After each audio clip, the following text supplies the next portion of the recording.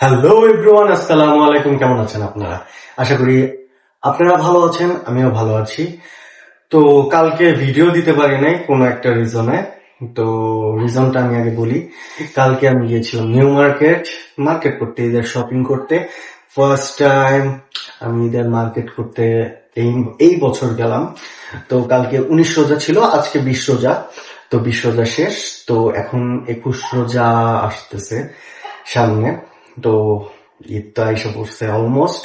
তো আপনারা সবাই জানেন যে মোটামুটি এখন থেকে না, মোটামুটি 15 রোজার পরে থেকে ভালো মতো ঈদের মার্কেট চলে। তো ঈদের শপিং করার জন্য কালকে যাওয়ার পরে অনেক কিছু ফলো করলাম। ফার্স্ট আমি কালকে নিউ মার্কেট গেছিলাম। তো নিউ মার্কেটে এত পরিমাণ মানুষ বলার বাইরে। আমি কিছুটা ভিডিওতে দিয়ে দিব যে নিউ মার্কেটে কি পরিমাণ মানুষ ছিল। তো আমি কালকে যাওয়ার পরে ফার্স্টে চিন্তা করলাম একটা ব্লগ করি, মার্কেটের ব্লগ। তো মার্কেটে যাওয়ার পরে কোনোভাবে মোবাইল বের করতে পারতেছিলাম না, কারণ এত মানুষের ভিড়। ভাই, আমি এক জায়গায় দাঁড়ায় থাকছিলাম, 5 সেকেন্ড পরে দেখি আমি আরেক জায়গায়।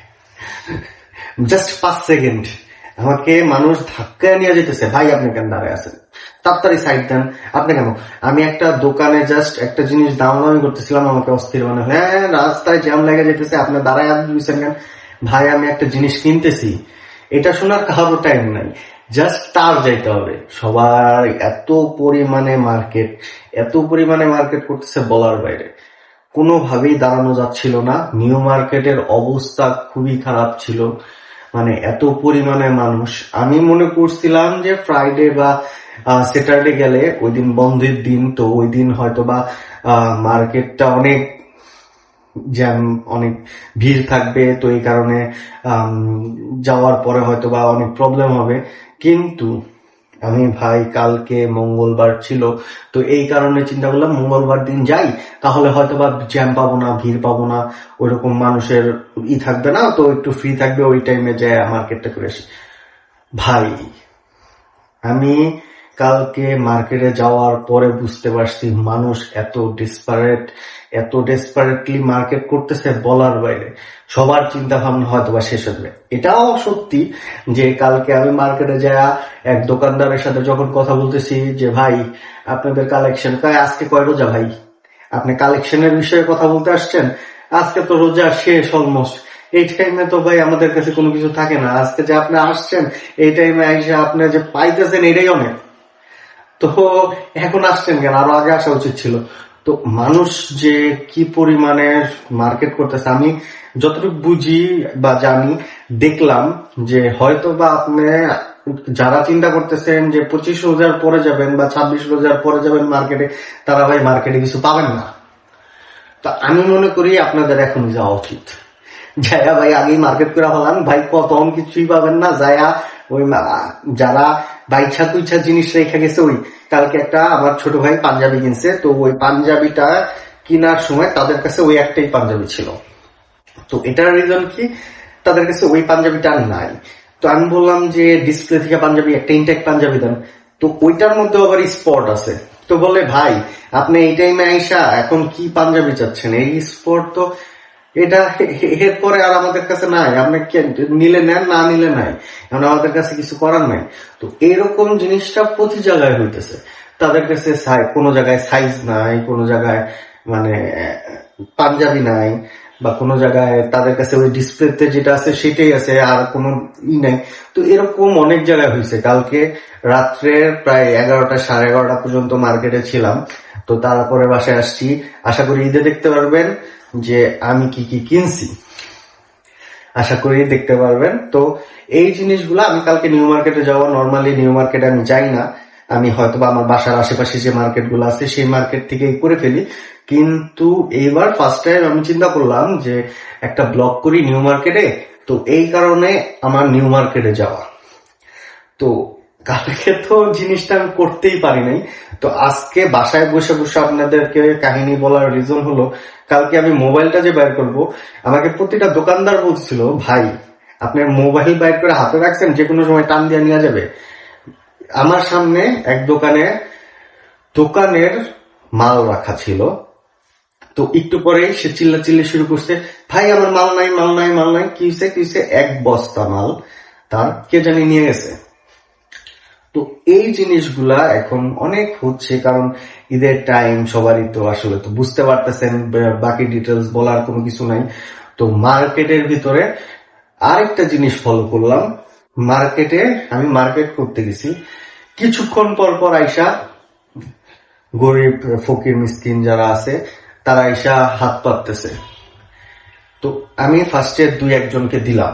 দেওয়ার পরে একটু পরে এমন একটা অবস্থা হয়ে দাঁড়াইছে যে 5 মিনিট পর পর আসতেছে। তো আমি তখন একজনকে বললাম যে ভাই, আপনাদের তো হাত পা সচল, আর সব থেকেও বড় বিষয় হলো সবারই মোটামুটি হাত পা ঠিক আছে, কম এজ, ওইরকম আহামরি এজ না যে যেই কারণে তারা এই প্রফেশনে আসছে। তো তাদের হাত পা ঠিক আছে, বা কোলের মধ্যে হয়তো বা একটা বেবি বা তারা কাজ কাম বাদ দিয়ে তারা আইসা হয়তো ওভার ব্রিজে বসে আছে, না মার্কেটে ঘুরতেছে আর হাত পাততেছে যে আমাকে ভিক্ষা দেন, আমি বাচ্চাকে কিছু খাওয়াইতে পারি নাই, না হলে বলতেছে আমি কিছু খাই নাই, আমি রোজা রাখছিলাম, রোজা ভাঙতে পারি নাই, এইসব জিনিস। তো আমি তখন বললাম যে আপনি কাজ করেন, কাজ করে খান। তো এই কথা বলার সাথে সাথে সে চুয়ে গেল, মানে ওয়েট করলো না যে এরপরে কিছু কেউ বলতে পারে বা কিছুই করতে পারে। তো এই জিনিসটা টাইমই দিল না, তারা লিটারেলি চলে গেল। তো এই জিনিসটা অনেক বাড়তেছে মার্কেটে। না যে আমি ওই দিন কাঁচা বাজারে গেছি, কাঁচা বাজারে যাওয়ার পরেও একই অবস্থা। তাদের মানে কাজ করতে অনেক প্রবলেম, কিন্তু মানুষের কাছে হাত পাততে প্রবলেম নাই। এই জিনিসটা হওয়ার রিজন হলো যে আমরা আসলে বিবেচনা না করে মানুষের হেল্প করতেছি। আসলে হেল্প করাটা আসলে উচিত, হ্যাঁ, সবারই হেল্প করা উচিত, সবাইকে দান খয়রাত করা আসলে আমাদের ইসলামিক একটা দৃষ্টিতেও খুবই ভালো একটা জিনিস, যে দান খয়রাত করাটা উচিত।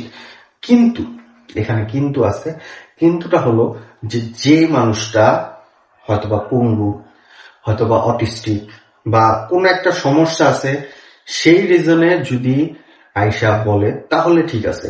বা কেউ কাজ করতেছে, বা এরকম অনেক সময় হয় দেখা যায় যে সে খুবই সিরিয়াস অসুস্থ, এটার জন্য কাজ করতে পারতেছে না, তার অপারেশন বা ট্রিটমেন্টের জন্য, ওইটা ঠিক আছে। বাট তারা চাচ্ছে, তারা ইফতারি করতে পারে নাই, তাদের হাত পা ঠিক আছে, হাত পা একদম ঠিক, তারা চাইলে কাজ করতে পারে, তারা চাইলেই কাজ করতে পারে, কিন্তু তাদের কাছে কাজের থেকে বেশি ইজি লাগতেছে হাত পাতা। তো এই যে হাত পাতা চ্যাপ্টারটা, এই চ্যাপ্টারটা আসলে ক্রিয়েট করছে কে? তাদের কাছে ইজিয়েস্ট বানাইছে কে? তো এইসব জিনিসটার কারণে দেখা যাচ্ছে যে মার্কেট বলেন, কারণ এখন মার্কেটের সিজন, মানুষ এখানে অনেক টাকা নিয়ে যাচ্ছে। আর এই দিক থেকেই আরো বেশি জিনিসটা হচ্ছে, চুরির জিনিসটা বাড়তেছে। এখন মার্কেটে গেলে পকেটে হাত রাখতে হয়, মোবাইল কখন থাকবে না এর কোনো নাই গ্যারান্টি, পকেটে টাকা কখন হারা যাবে এর নাই গ্যারান্টি। মার্কেটে দৈনন্দিন একজন হয়তো বা এমন হতে পারে যে হ্যাঁ সবার কাছে যে আহামরি টাকা থাকে এরকম না, একটা স্বপ্ন নিয়ে ঈদের দিন যাতে ভালো কাপড় চোপড় পরতে পারে, সুন্দর কাপড় চোপড় পরতে পারে, নতুন কাপড় চোপড় পরতে পারে, এর জন্যই সবাই মার্কেট করতে যায়। তো এখানে দেখা যায় যে কারো বাজেট লাখ লাখ টাকা থাকে, কারো বাজেট থাকে কিছু টাকা, 2000, 1000, 5000। তো একজন মানুষের যদি টাকাটা চুরি হয়, দেখা যায় সে সারা বছর কাজ করে বা পুরা মাস কাজ করে জাস্ট কিছু টাকা নিয়ে গেছে, যেই টাকাটা নিয়ে সে তার ফ্যামিলির জন্য কিছু একটা গিফট বা কোনো কাপড় চোপড়, নতুন কাপড় চোপড় কিনতে গেছে, অনেক কষ্ট করে তার পরিশ্রমের টাকাটা, সেই টাকাটা নিয়ে গেছে যে তার বউ বাচ্চা পোলাপান মা বাবার জন্য কিছু জামা কাপড় কিনবে, সেই জামা কাপড় কিনে সেই জামা কাপড় আইনা গ্রামে তাদেরকে দিবে। তো এর মধ্যে যদি সেই টাকাটা চুরি হয়ে যায়, তখন তার করণীয় কি? সে কেমনে ওই জিনিসটা করবে? যে চুরি করতেছে তার তো দৈনন্দিন কাজ, সে এরকম না হয় আর 10 জনেরটা চুরি করতেছে, তার কাছেও আছে। তো যে চুরি মানে যার চুরি হচ্ছে সে বুঝতেছে যে কতটুকু কষ্ট হয়। তো এরকম আমি নিউ মার্কেটে যে অ্যাটলিস্ট না হলেও 5-6 বার দেখলাম যে এরকম হচ্ছে, চিল্লাচিল্লি হচ্ছে যে আল্লাহ আমার মানি ব্যাগ নাই, আল্লাহ আমার ব্যাগে টাকা নাই, আল্লাহ আমার মোবাইল নাই। আর দোকানদারের পর্যন্ত এরকম হচ্ছে যে দোকান থেকে মাল নিয়ে চলে যাইতেছে। তো এই জিনিসটা আসলে আমাদের নিজেদের পরিস্থিতির কারণে হয়েছে, যেটা আসলে ভুইলা লাভ নেই। এতদিন যা দেশের পরিস্থিতি ছিল তারপরে এটার কারণেই হয়েছে। তো মার্কেটে যায় আমি যেটা বুঝলাম যে সবাই অনেক, আর সব থেকে বড় জিনিস মেয়ে মানুষরা যেভাবে মার্কেট করতেছে, তো ওটা নিয়ে বলার কিছুই নাই। আপনারা সবাই জানেন যারা যারা মার্কেট করছেন।